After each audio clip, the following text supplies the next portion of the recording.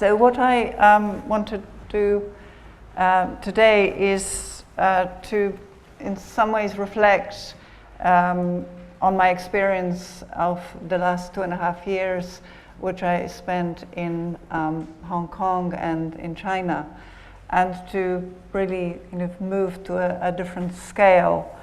I thought to give this title, in fact this title I'm borrowing from something I delivered in Shanghai at a conference just a few months ago. And this idea of generosity was in fact something that was very difficult to translate into Chinese. But in order to sort of situate my project, I thought it's important to maybe start with some reflections on China and its kind of cultural and economic ambitions, and what is the origin of its expansion, both conceptually and very much into the market. And what I think about market is, I'm really talking about the art market.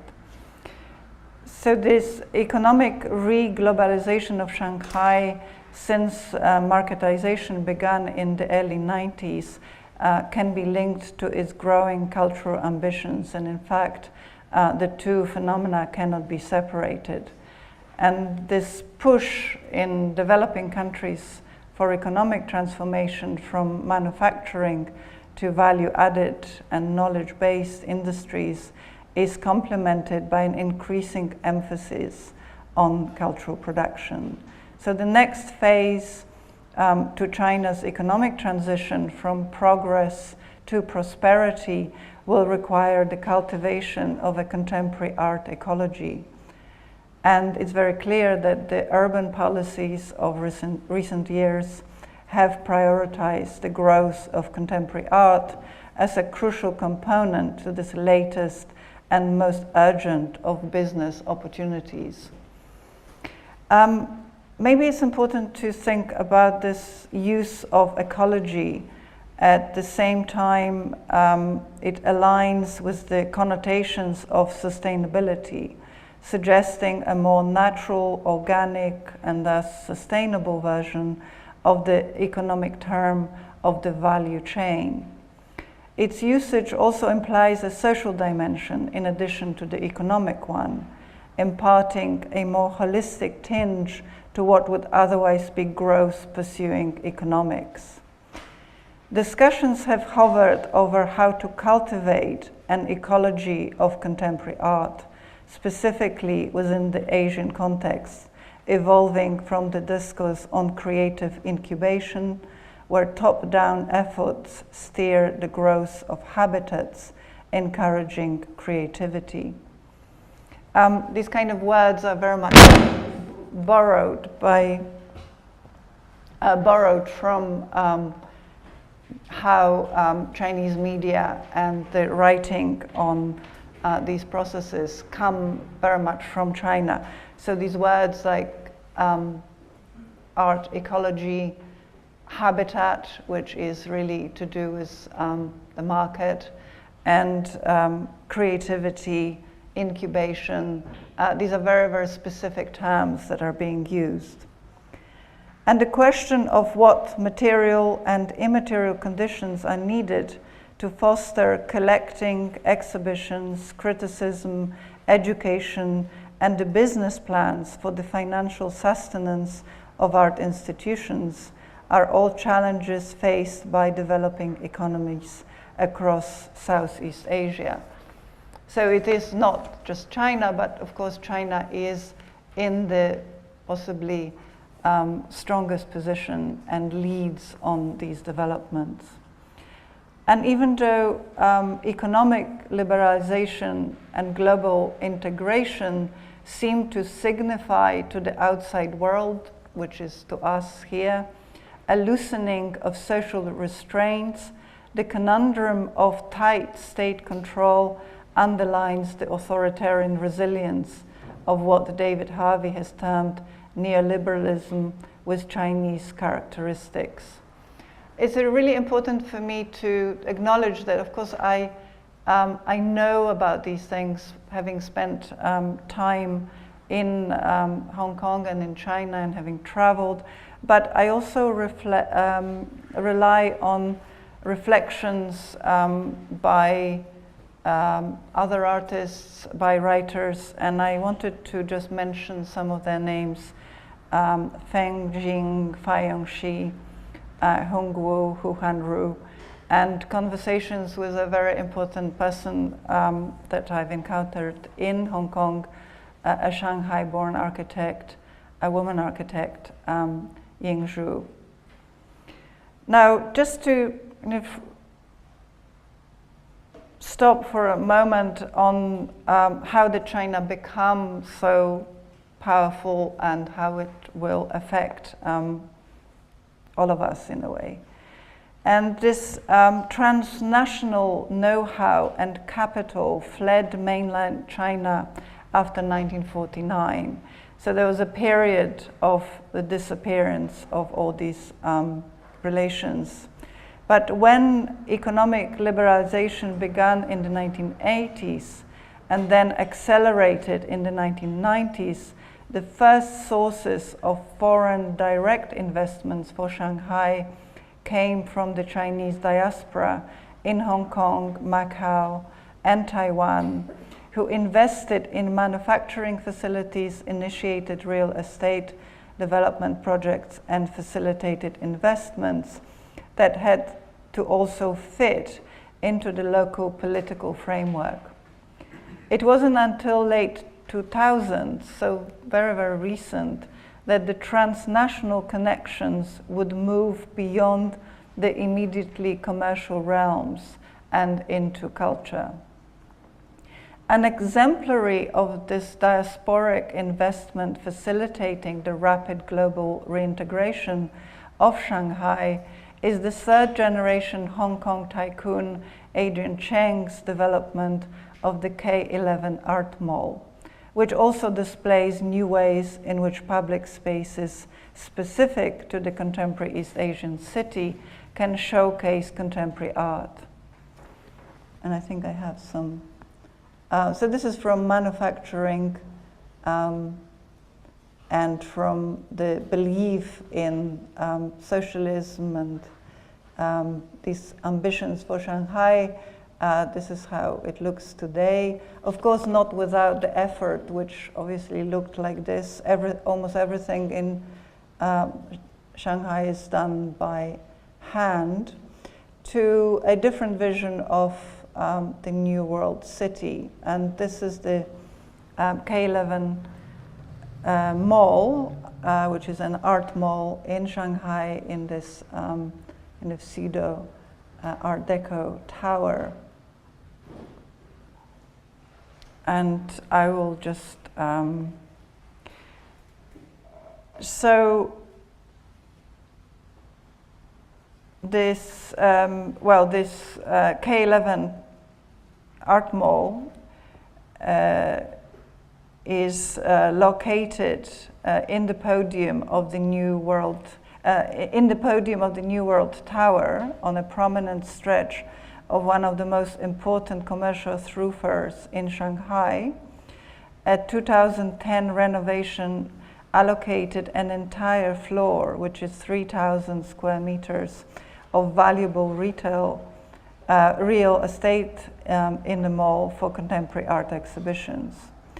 K11's Art Foundation in Hong Kong, which was initiated by Adrian Cheng, sponsors young artists, and its website advertises its collection as art for the masses.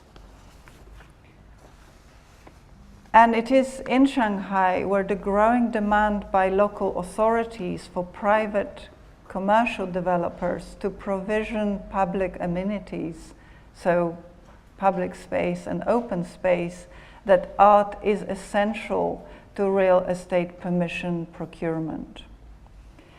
And now I want to move to a different scenario. In 2014, I was commissioned by the Shanghai based curator Biljana Čirić to produce a new project for her exhibition, which was called Just as Money is the Paper, the Gallery is a Room. And this was at the Osage Art Foundation. And what I proposed is something that I'm going to talk about more in detail now. This just shows a process of research that led this into the project. But imagine getting to know the city not by walking its streets, but by tracing cultural DNA through the work of artists, writers, critics, whose contributions are forever present in the generational bloodstream nourishing its identity today. But while these traces are no longer to be found in the material fabric of Shanghai, their powerful presence is recorded and made available in a publication. That's what you saw at the beginning of my presentation. So my introduction to Shanghai was facilitated by the texts and archival photographs, allowing for the imaginary conversation to take place.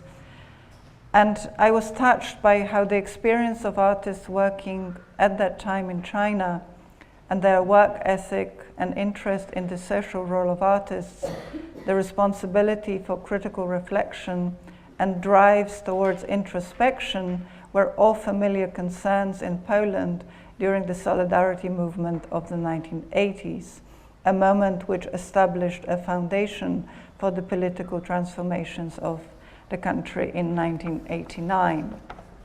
So while identifying some common themes, my more immediate response was to use the documents as a filter to build an argument articulating the changes taking place in the urban and social fabric of Shanghai today.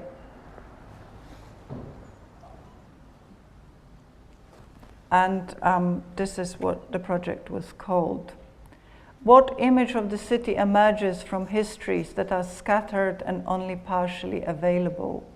And how do we begin a conversation with artistic processes that have been superseded or displaced in the name of new economic priorities and replaced by financial transactions? The book, with its inventory of exhibitions, provided me with a mechanism to access histories that bear upon us but have left only a scarce material trace. Since most of the listed exhibitions and events were staged in non-gallery spaces, with a few exceptions, I became interested in what were the locations and who were the benefactors, and how a network of formal and informal relations, friendships, and non-professional attachments based on enthusiasm and generosity played a role in staging exhibitions and making them public.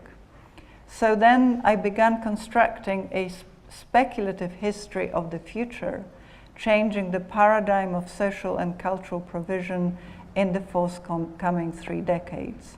I was looking for a way of instituting the commons as a next stage of social awareness and economic necessity. And of course, this is a fiction, but this is some attempt towards something that may happen.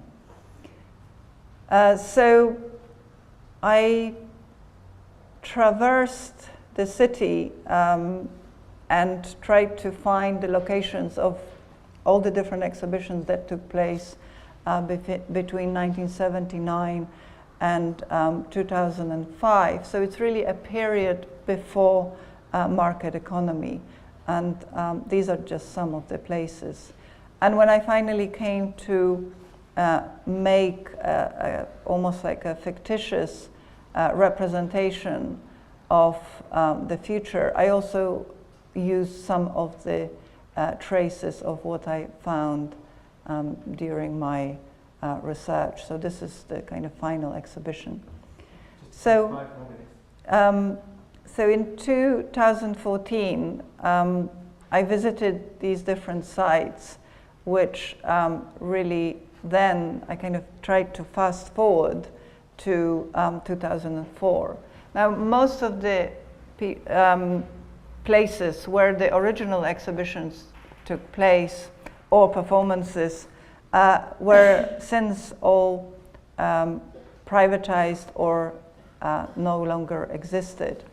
And what I invented for those spaces was a possible new use. So this is this idea of kind of instituting what might be there in the future. So I'm just showing you a quick, this is one of the, in fact, performance in the building at this location, which is still existing now, a set of private apartments, which I'm proposing to become in 30 years' time a single women housing cooperative. And with all the different places that I visited, which would have originally belonged to artists, very often just for a day or for a week, where they negotiated access with the owners of the place and disappeared subsequently. I'm kind of trying to make it possible to think that those places, those particular buildings in the city, somehow hold the residue of this kind of radical approach by artists, and therefore can be transformed into something else against this sort of development, which is what you see most in Shanghai, image-based. So these are some of my proposals. This is one of the existing sites. Again, in '91, hosting an exhibition called The Garage Show, and currently used by people studying. I'm also proposing changes in the way resources are used. And the department store, which is still existing, which hosted, in fact, in 2000, the very first exhibition called Art for Sale, which combined the idea of showing and selling the supermarket of art, is still there. And I'm proposing for it to become a citizen TV production studios, and so on and so. And what is also interesting that in those kind of semi-public spaces or private spaces, citizens feel entitled to take them over for their own pleasure or leisure. So here you can see people playing badminton in the spaces of the shopping mall. I guess time is running out, so 2 minutes? Okay, so let me maybe go right to the end. And this is unrelated but related. It's a kind of very small project intervention I did for Architects newspaper, which was using or reusing the poster for the Venice Architectural Biennale in 2014, which Rem Koolhaas curated, called Fundamentals, to where I added the notion of real estate. But just to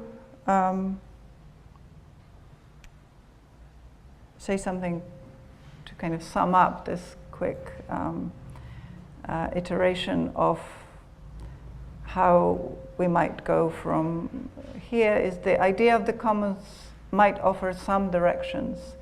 In commons understood here not as a place, but a relationship between people. How are we prepared to share both material and immaterial resources, which we are all producing right here and right now, in a spirit fundamentally differing from expropriation and accumulation? Perhaps we must step out of the realm of spectatorship and take up the call of usership.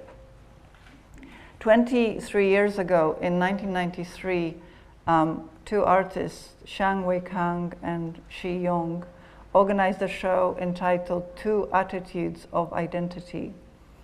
And the following text acted as its manifesto and appeared in the brochure which was distributed during the exhibition.